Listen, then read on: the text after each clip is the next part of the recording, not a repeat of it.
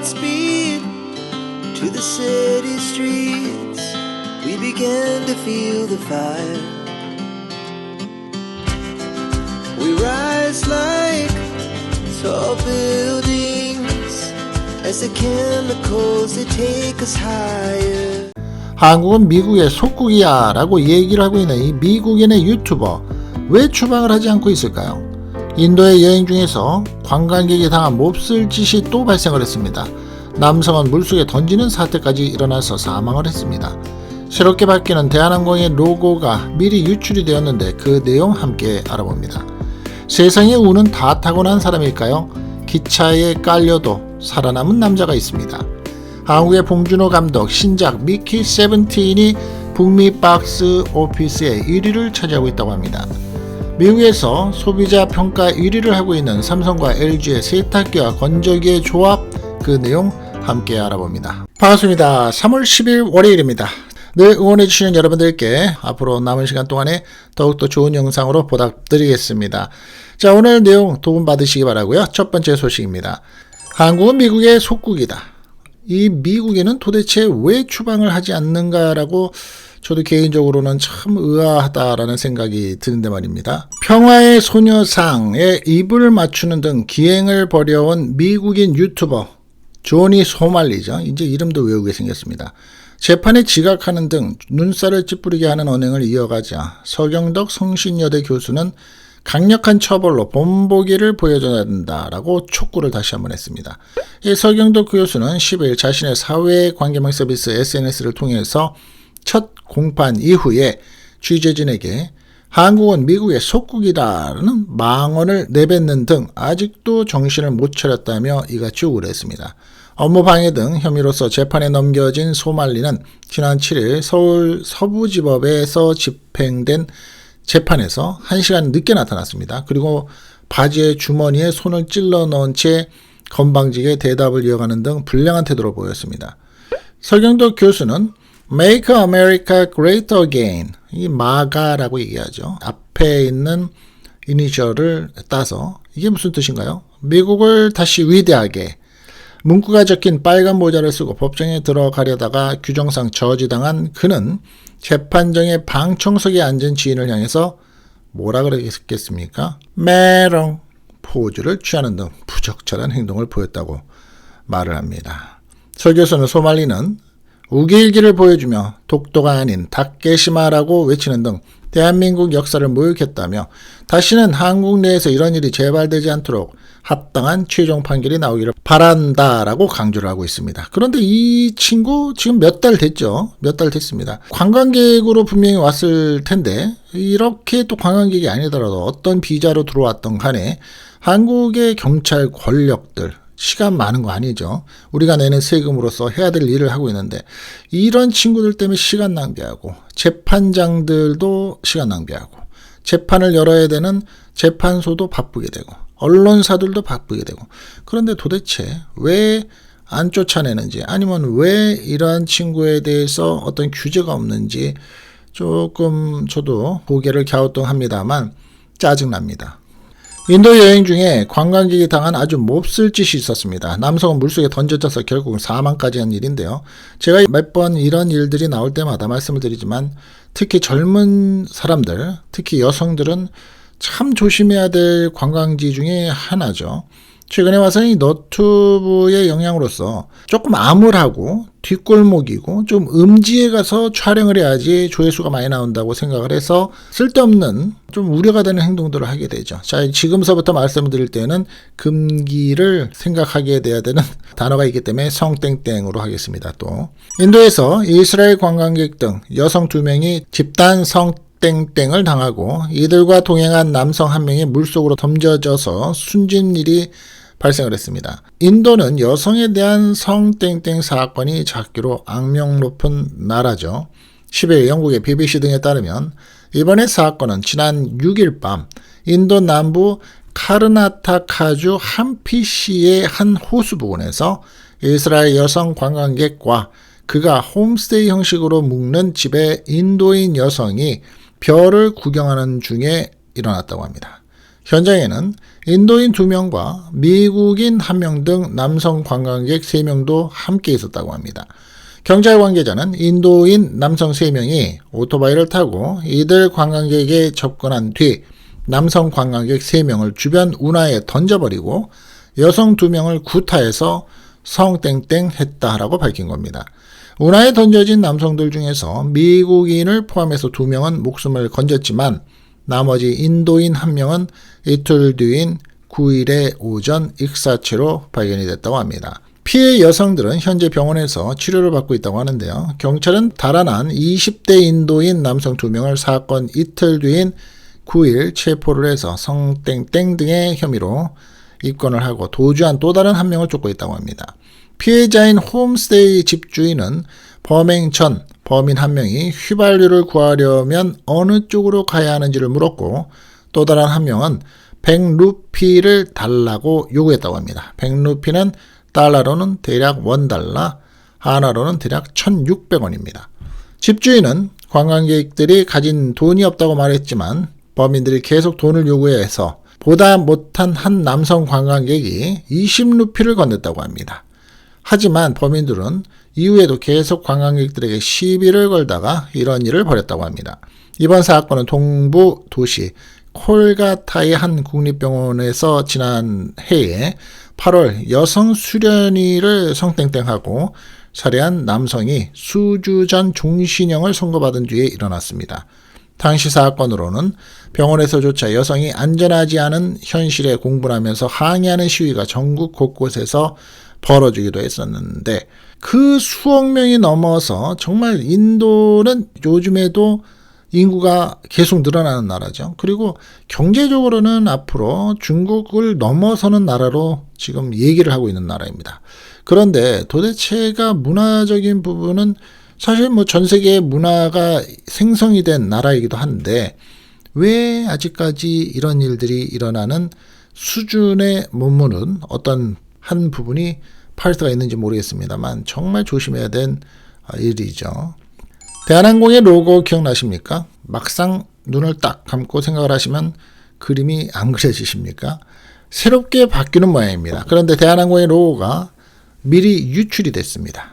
대한항공이 신규 기업 로고 CI라고 그래요. CI, Corporate Identity라고 합니다. CI와 여객기에 적용될 신규 도장을 11일 공개할 예정인 가운데 신규 도장을 마친 것으로 추정이 되는 여객기 사진이 온라인 커뮤니티에서 유출이 됐습니다. 10일 항공업계에 따르면 지난 9일 오후에 대한항공의 KE Rising Night 행사에 사용될 것으로 추정이 되는 보잉 787-10 기체가 김해국제공항에서 김포국제공항으로 이동하는 모습이 포착이 됐다는 겁니다. KE Rising Night는 지난해 아시아나 항공과의 기업 결합을 마친 대한항공이 신규 CI와 항공기의 도장 등을 발표하기 위한 행사라고 합니다. 이 기체는 지난달 말부터 상업 운항에서 배제가 되어 있다가 12일부터 다시 비행 일정이 잡혀서 신규 도장이 처음 적용될 것으로 예상이 되는 기체라고 합니다. 전날 오후 9시 50분쯤 김해공항을 빠져나온 이 비행기에는 대한항공의 영문명 Korean Air이라는 선명한 태극기 무늬에 보통 있었던 그거 대신에 가늘어진 폰트로 한국의라는 뜻을 가진 코리안이라고 적혀만 있습니다. 태극무늬 역시 남색으로 테두리만 그려진 모습이죠. 옆에 보시는 것처럼 해당 태극무늬와 사명을 적은 폰트는 2022년 초 대한항공의 지주회사인 한진칼이 특허청에 출원한 것과 같은 모양이라고 합니다. 온라인 커뮤니티에서는 대한항공의 신규 도장과 관련해서 엇갈린 반응이 나타났는데요. 항공, 즉 air이라는 글자가 빠져서 어색함은 있지만 예쁘다, 곧 적응이 될 것 같다라는 반응과 로고 폰트가 너무 가벼워서 균형이 좀 안 맞는 듯하다, KLM 네덜란드 항공과 너무 유사하다라는 반응이 나왔습니다. 대한항공 관계자는 11일 신규 CI 도장을 발표할 예정이라며 현재로서는 확인할 수 없다고만 얘기를 하고 있는데 여러분들은 디자인 어떻게 보십니까? 저는 개인적으로 조금 아쉬움이 많이 남습니다. 색깔도 그렇고 저도 폰트의 그 가늘기라 그러죠. 이 width가 조금 가늘다라는 생각이 좀 듭니다. 세상을 살면서 세상에 운을 다 하고 사는 사람이 있고 세상에 운을 다 하지 못하고 사는 사람이 있습니다. 이 사람은 세상의 운을 다 타고난 사람일까요? 기차에 깔렸습니다. 근데 살아났습니다. 페루에서 한 남성이 열차 선로에 누워있다가 열차에 깔리고도 살아남는 일이 발생을 한 겁니다. AFP 통신 등에 따르면 페루 리마에서 8일 한 20대 남성이 술에 취해서 열차 선로를 베개 삼아서 잠이 들었습니다. 남성이 잠든 사이에 안데스 산맥을 오가는 전기 화물 열차가 그를 향해서 다가왔고 기관사가 그를 발견한 후에 급정거를 했으나 충돌을 피할 수가 없었습니다. 리마시 당국이 공개한 CCTV 영상에는 철길에 누워있던 남성이 열차에 부딪힌 뒤 수초 동안 그대로 바퀴 밑에 깔려서 충격을 받는 모습이 담겨 있습니다. 이후에 남성은 정신을 차린 후 겨우 빠져나와 앉았습니다. 철길 돌무더기 사이의 틈새에 몸이 밀려서 들어가면서 크게 다치지는 않은 것으로 보인다고 합니다. 왼팔에 가벼운 부상만 입은 것으로 알려졌는데요. 리마 아테시의 보안 책임자인 하비에르 아발로스는 그는 술에 취해서 열차 선로에서 잠이 들었고 열차가 다가오는 것도 느끼지 못했다라고 말을 합니다. 페루의 해당 선로에서는 사고가 빈번하게 발생을 한다고 하네요. 작년에 8월에도 헤드폰을 착용한 채 철로를 건너려던 한 남성이 화물열차에 치여서 사망하는 사고가 발생을 한 바가 있는데 어떻게 머리를 선로에다 베고 잠을 자던 사람이 살아날 수 있을까요? 이해를 못할 상황이지만 선로에서 살짝 비켜서 선로 밑으로 머리가 비스듬히 떨어진 상태에서 기차가 지나갔을까요? 생각밖에는 안 되는데 말입니다. 봉준호 감독의 신작 영화죠. 미키 17 북미 박스 오피스 1위라고 합니다. 한국에서는 이미 개봉이 됐는데 보신 분들 많이 있으십니까? 저희 가족 중에 한 가족이 봤는데 엄청 재밌다고 말을 하더군요. 봉준호 감독이 신작 미키 17으로 또 새 기록을 썼습니다.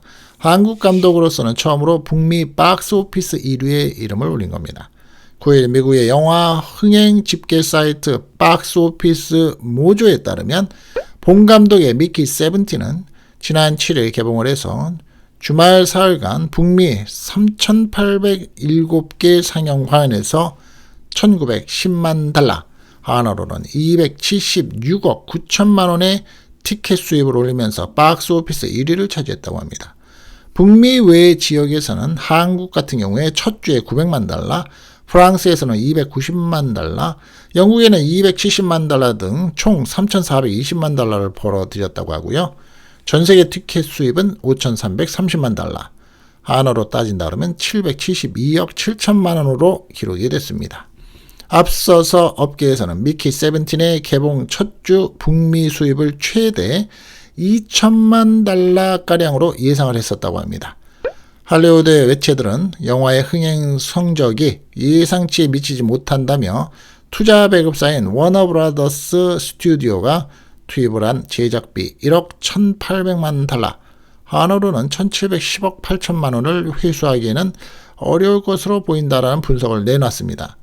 미국의 연예 전문 매체 버라이어티는 업계 관계자를 인용해서 마케팅에 8천만 달러, 약 1,160억 원을 추가로 지출한 이 영화가 극장 개봉 기간 흑자를 내려면 전 세계적으로 약 2억 7,500만 달러에서 3억 달러, 약 3,987억에서 4,349억 원의 수익을 올려야 한다라고 전하고 있네요. 데드라인 또한 안타깝게도 이 오리지널 SF 영화의 수익은 워너브라더스가 예상했던 수준에 미치지는 못한다고 합니다. 그런데 이 워너브라더스의 슬픈 주말이 됐다라고도 얘기하는 사람들도 있고요. 하지만 북미 박스오피스 1위에 이름을 올리고 있고 감독이 누군데 그러면 본 감독이래라는 점은 지금 인기를 굉장히 끌고 있는데요. 이 영화를 본 사람들은 재밌다고들 하더라고요. 시간이 되시는 분들은 이번 주말에 한번 체크를 한번 해보시면 어떨까 싶습니다만, 그리고 이 감독뿐만이 아니라 이 영화배우가 연기를 굉장히 잘한다고들 얘기를 합니다. 삼성과 LG가 미국의 소비자 평가에서 또 1위를 차지했습니다. 세탁기와 건조기의 조합이라고 얘기를 합니다.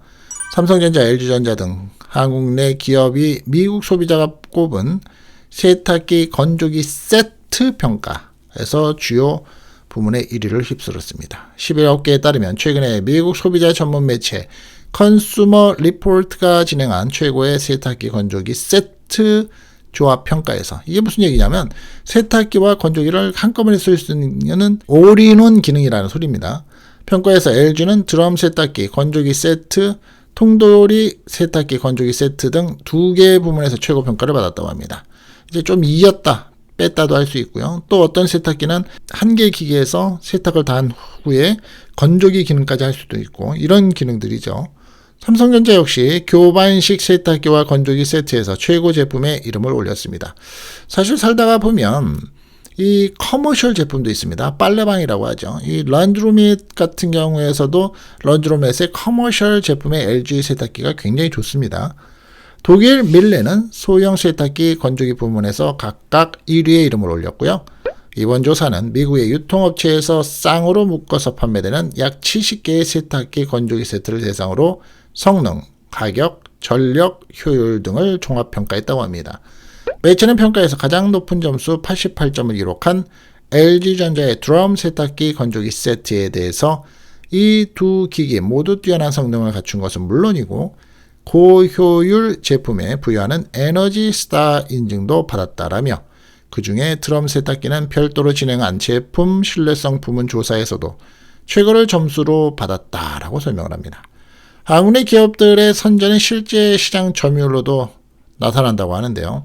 지난해에 세계 최대 프리미엄 가전 시장인 미국에서 LG전자와 삼성전자의 세탁기 시장 점유율은 각각 23.4%, LG가 그렇습니다. 1위이고 21.6% 2위를 삼성이, 건조기 시장과 점유율도 각각 23.2%, 22.2%로 1, 2위를 기록하면서 전체 시장의 절반 수준을 차지했다고 합니다. 한편 LG전자는 최근에 컨슈머 리포트가 발표한 가장 신뢰할 수 있는 가전제품 브랜드 조사에서도 세탁기, 식기세척기, 냉장고, 건조기 등 8개 분야 가전을 모두 제조하는 종합 가전 회사로서는 6년 연속 최고 순위를 미국에서 기록하고 있다고 합니다. 프라우드하죠. 그런데 이제 중국 시장에서 밀려오는 그 기술력과 소비자의 가격이 너무 낮기 때문에 언젠가는 일본의 상황을 한국이 받아들이는 그런 비슷한 모습이 되지 않을까라는 우려도 많이 나오죠. 시대의 흐름이라는 건 분명히 있기 때문이기도 하겠죠.